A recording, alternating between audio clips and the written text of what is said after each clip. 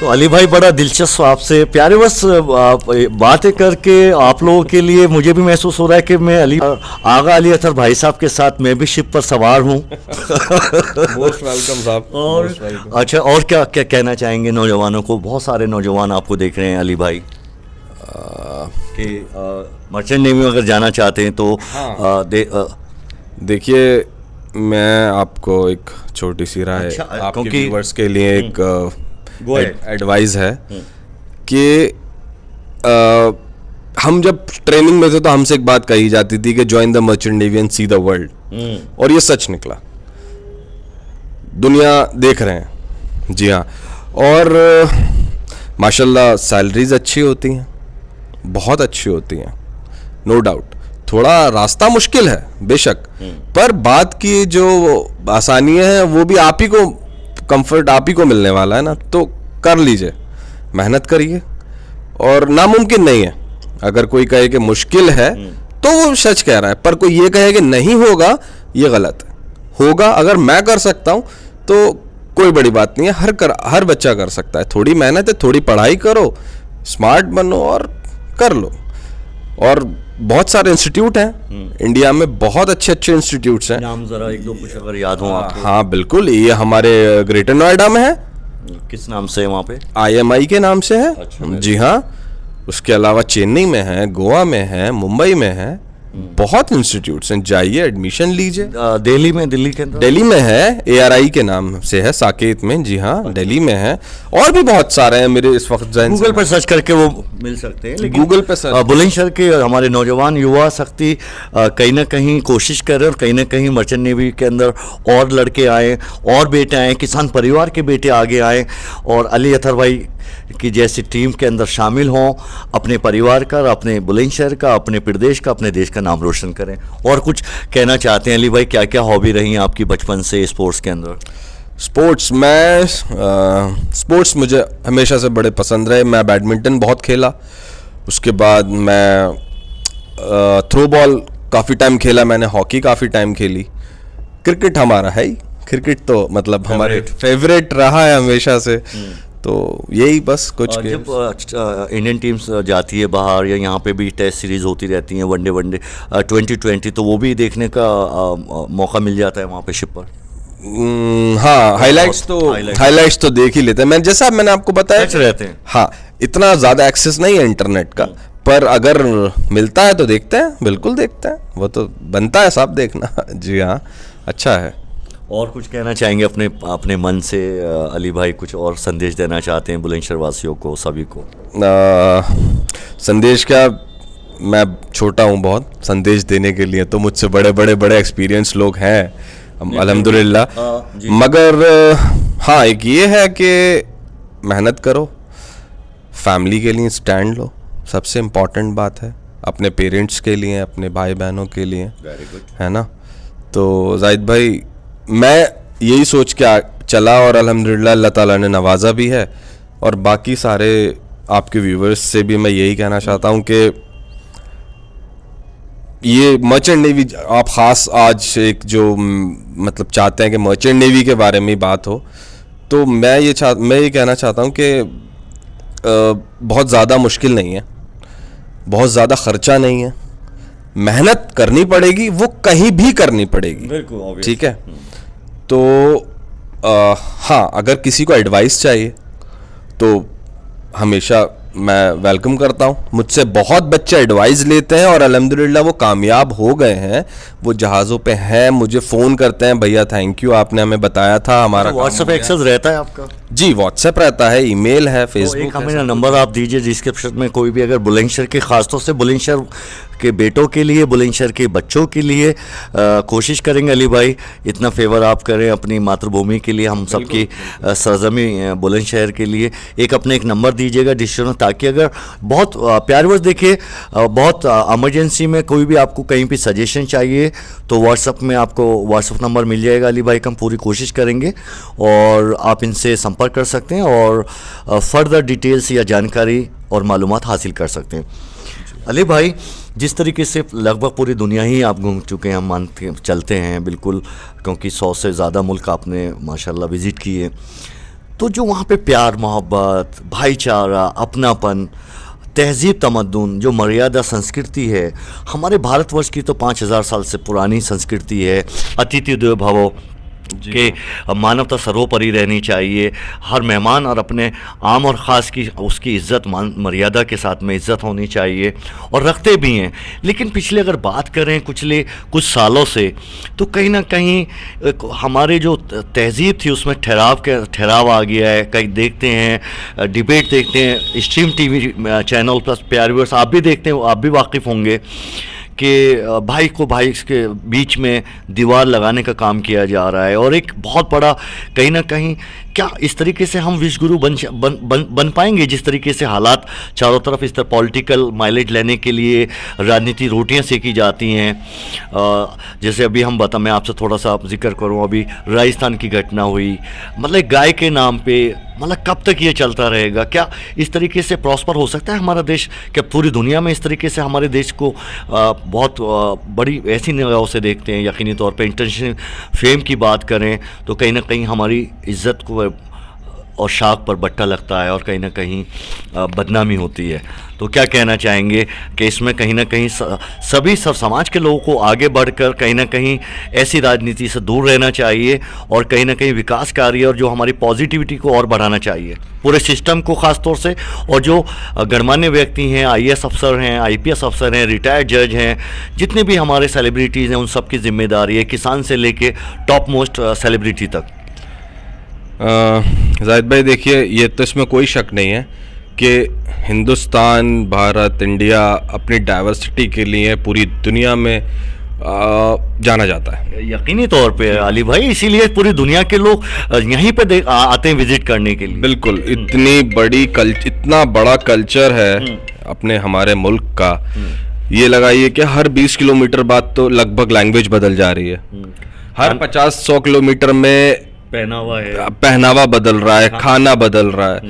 तो इतनी बड़ी डाइवर्सिटी को एक साथ, एक कंट्री एक साथ बना के लेके चलना, और ये कोई छोटा मोटा सफर नहीं है। नहीं, लेकिन अली भाई पहले कभी ऐसा नहीं हुआ। पिछले 8-10 साल से एक मतलब बार बार प्रधानमंत्री मोदी जी भी बार बार कहते हैं, वो आ रहे हैं सामने, उसके बावजूद भी जो है कहीं ना कहीं ऐसी घटनाओं पे अंकुश न लगना कहीं ना कहीं एक मानवता शर्मसार होती है, और कहीं ना कहीं जो एक भाईचारा होता है उस पर ग्रहण लगने का काम होता है। जी जी, नहीं देखिए जाहिद भाई, ये तो लॉ एंड ऑर्डर का बड़ा वो है, मसला है, लॉ एंड ऑर्डर। हाँ, अगर मैं बात कहूँ अपने प्रोफेशन से रिलेटेड, तो जब आप जहाज़ पर होते हैं तो फिर आपकी एक आइडेंटिटी होती है कि आप हिंदुस्तानी हैं, हिंदुस्तानी सेलर। आप एक हिंदुस्तानी जहाज़ी हैं, आप एक हिंदुस्तानी सेलर हैं। आपकी और दूसरी कोई आइडेंटिटी नहीं होती।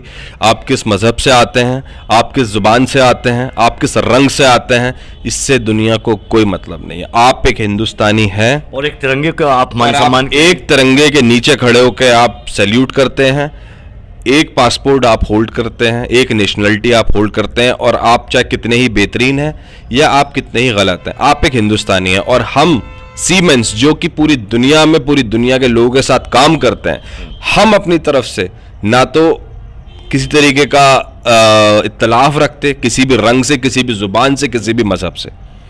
हम तो हमारी प्रोफेशन एक, मेरे ख्याल में एक सीमैन ही एक ऐसा प्रोफेशन होगा कि दुनिया के किसी भी कोने में होने दीजिए, अपने मुल्क से, अपने वतन से जितनी मोहब्बत हमारे प्रोफेशन के लोगों को है, मेरे ख्याल में तो लोग जो है यकीनी तौर पे, हाँ, तो बिल्कुल मैं परसीव कर सकता हूँ। चाहे वो किसी भी जुबान के लोग हों, किसी भी रंग के और किसी भी मजहब के लोग हों, इससे कोई फर्क नहीं पड़ता। अगर एक अमेरिकन हमको देखेगा तो सिर्फ एक इंडियन बोलेगा। एग्री। और गर्व है। बिल्कुल। अली भाई, मेरा कहने का मकसद ये है, क्या ये जो घटनाएं बढ़ी हैं यकीनी तौर पर सारे मेन स्ट्रीम, पूरी प्रिंट मीडिया और इंटरनेशनल उसमें भी, तो क्या हम लोगों का दायित्व नहीं बनता है कि इन चीज़ों को दरकिनार करके हम आगे बढ़ें और कहीं ना कहीं विश्व गुरु बनने के लिए त्याग, तपस्या, भाईचारा और गंगा जमुना तहजीब को हमें और बढ़ाना पड़ेगा? जी हाँ जाहिद भाई, ऐसी बहुत सारी ये हुई हैं अभी कुछ दिन पीछे, कुछ सालों में। और ये वैसे जाहिद भाई देखिए, ये हमेशा से होती आई हैं, इसमें कोई शक नहीं है। चाहे गवर्नमेंट किसी की भी रही हो। एग्री मगर लेकिन अब सोशल मीडिया का जमाना है, वो बिल्कुल कहीं घटना होती है पूरी दुनिया में जाती है। जी हाँ, ये थोड़ी सी चीज है जो हमें कई बार हमारी निगाहें नीचे करनी पड़ती हैं जब ये कोई वाकया कोई के किसी को आग लगा के जला दिया या किसी के साथ जो है कहीं भी कोई XYZ घटना होती है, तो पूरे वो, क्योंकि ये सोशल मीडिया कोई फायरवॉल तो है नहीं कि कहीं रुक जाना है, ये तो अनलिमिटेड है, जहां तक गूगल सर्च कर सकता है वहां तक जाएगी बंदे, हर आदमी के जेब में खबर तो कहीं ना कहीं एक झोंपड़ी वाले किसान परिवार से, गांव में बैठे हुए इंसान से लेके सरकार तक, और जितने बुद्धिजीवी तबका है, जितने हमारे रिटायर्ड जज हैं, IPS IAS अफसर हैं, और जितने भी हमारे जनप्रतिनिधि हैं, सबको हमें आगे बढ़ना पड़ेगा। एक बहुत बड़ी इंटेलेक्चुअल्स की लॉबी, काउंसलिंग करनी पड़ेगी, गांव-गांव तक काउंसलिंग चलती है जाहिद भाई। और लिटरेसी का जो रेशियो, नॉट लिटरेसी अली भाई, देखिए, नहीं भाईचारे को और इसमें इजाफा हो, उस तरफ में जा। ये गंगी जमनी तहजीब को लोग YouTube पर हैं, आप देखिए, बहुत अच्छे बेहतरीन शायर हैं जो हिंदी जुबान के शायर हैं और बहुत बेहतरीन शायरी करते हैं और जोड़ने की बात करते हैं, बहुत अच्छे शायर हैं, समझे। कुमार विश्वास जैसे कि एक एग्जाम्पल आपके सामने है, उन्हें देखिए आप, कितनी अच्छी बात। तो ऐसा नहीं है, देखिए ब्लैक शीप्स तो हर जगह है। अगर आप किसी एक वाक्य को लेकर और ये कहें कि भाई पूरी कम्युनिटी अगेंस्ट है, तो मैं इस बात के थोड़ा सा आई नो हाँ जाहिद भाई, हमने जो हिंदुस्तान देखा और हमने जो एक्सपीरियंस किया ना, वो बड़ा खूबसूरत हिंदुस्तान है। अभी भी खूबसूरत है यकीनी तौर पे, आई एग्री विद यू। लेकिन मेरा मकसद ये था कि कहीं लगता नहीं है, मतलब एक कहाँ पे एक पूरा हिंदुस्तान, आए दिन जो घटनाएं बढ़ी हैं, जो टीवी सुनने रात दिन जब देखें, गांव देहात तक में बीच पिछली घटनाओं पे, वहाँ पे मुस्लिम समाज की वहाँ पे एंट्री नहीं, और हिंदू समाज की, मुस्लिम समाज की वहाँ पे एंट्री बंद हो गई थी, सब्जी वाले की भी कहाँ पहुँचा दिया हम लोगों ने, राजनीतिक रोटियां सेकने वालों ने। मेरा मकसद ये है, जो राजनीति कर रहे हैं जनप्रतिनिधि, चाहे वो किसी पॉलिटिकल पार्टी से हों, तो हम सबको और पॉलिटिकल पार्टियों की जिम्मेदारी ज़्यादा बन जाती है कि समाज को जोड़ के रखने के लिए वो आगे आएँ, और सरकार भी और बुद्धिजीवी तबका। जी खासतौर से नौजवान। जी बिल्कुल नौजवानों को तो खासकर अपने फ्यूचर के बारे में सोचना चाहिए। इतना रिसेशन का टाइम है, इतनी महंगाई का दौर है, बेशक बहुत महंगाई का दौर है, पूरा ऑलमोस्ट पूरा वर्ल्ड ही अफेक्टेड है महंगाई से। तो और हम लोग अगर ये छोटी मोटी पॉलिटिक्स में पड़ेंगे तो ये नुकसान हमारा है जाहिद भाई। पॉजिटिव रहें और देश सर्वोपरि रहना चाहिए, देश से बड़ा कोई नहीं, कोई भी नहीं, देश से बड़ा, कॉन्स्टिट्यूशन से बड़ा कोई भी चीज नहीं है। कोई भी धर्म अपनी जगह है इम्पोर्टेंट, सबको आजादी है, और ये कॉन्स्टिट्यूशन देता है आपको आजादी साहब। आपका धर्म इंडिपेंडेंट होकर आप आराम से अपनी जो आपकी जो ट्रेडिशन है फॉलो कीजिए, कोई नहीं रोक सकता ही नहीं, कॉन्स्टिट्यूशन इजाजत ही नहीं देता। तो आप आजाद हैं, इससे खूबसूरत और क्या मिलेगा आपको, कोई रेस्ट्रिक्शंस नहीं है आपके ऊपर। तो और छोटी ब्लैक शीप जैसे मैंने आपको बताया हर जगह इग्नोर कीजिए और जिंदा रहिए, खुश रहिए। बहुत बड़ी दुनिया है, बहुत खूबसूरत दुनिया, एंजॉय कीजिए, ठीक है। अच्छा, एक आखिर में सवाल इसी से मिलता जुलता, क्या कहना चाहेंगे, जिस तरीके से आप पूरा यूरोप और पूरी आधी दुनिया आप देख चुके हैं, पिछले 11 साल की बात करें अली भाई, तो लगभग 16 लाख हिंदुस्तानी वेल सेटल बिजनेसमैन अपने परिवार के सदस्यों को यहाँ से लेके बिजनेस वाइंड अप करके यूरोप, अमेरिका, कनाडा चले गए। और पिछले 1 साल की बात करें तो 2,25,612 हिंदुस्तानी हमेशा के लिए हिंदुस्तान को बाय बाय करके चले गए। तो कहीं ना कहीं ये जो आज ये हालात इस तरह बढ़े हैं, तो शायद मान के चलें कि वो इस तरीके से इसलिए जाना पसंद किया अपना देश। कोई नहीं छोड़ता है अपनी मातृभूमि को, हमेशा के लिए उन्होंने भारतीय नागरिकता कैंसिल करा के और यूरोप और कनाडा, अमेरिका की नेशनलिटी ले ली उन्होंने, और अपना वहीं पे बिजनेस करें, वहीं सेटल हो गए। जी हाँ, अभी कुछ नंबर सामने तो आए हैं। नहीं, 1 साल में 2,25,612 हिंदुस्तानी, और दे आर बिजनेस टाइकून। जी देखिए, अरबपति, करोड़पति।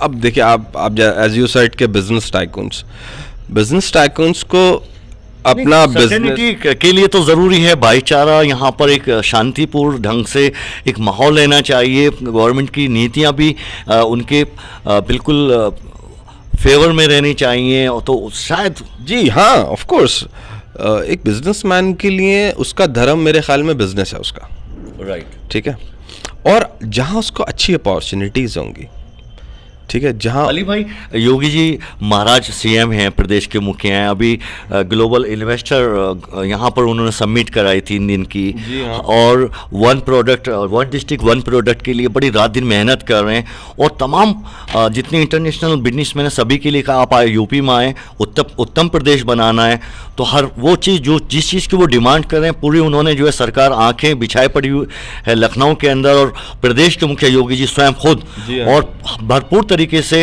हर डायमेंशन में उनकी मदद करने को तैयार है उत्तर प्रदेश सरकार।